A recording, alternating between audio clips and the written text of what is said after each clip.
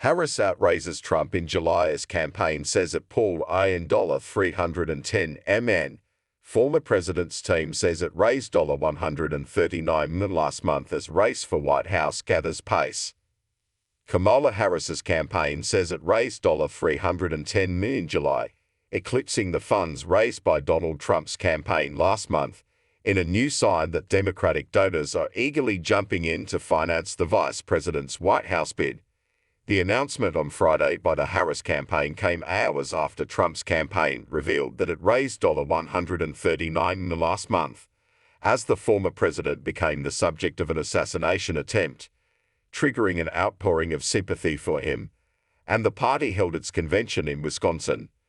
The surge in fundraising for Harris marks the latest twist in a battle for campaign funds that has accompanied the race for the White House this year. While Trump was lagging behind in fundraising early this year, he had caught up in recent months, tapping wealthy Republicans from Silicon Valley to Wall Street to support his bid for a second term, even though some had supported other candidates in the primary contest. But the Democrats are bouncing back. The Harris campaign had already said it had raised $200 million during the first week since Joe Biden dropped out of the race in favor of the vice president on July 21, and the figures released on Friday showed the fundraising performance was even stronger. While the Trump campaign said it had $327 million cash on hand as of the end of July, the Harris campaign says it has $377 million cash on hand.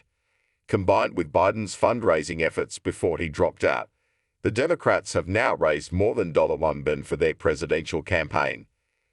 The Harris campaign will be hoping that it can further boost its fundraising after the vice president chooses her running mate in the next few days, and they start campaigning together on Tuesday in Philadelphia, Pennsylvania. In addition, the Democratic convention in Chicago that begins on August 19 will also be a chance to fill their campaign coffers.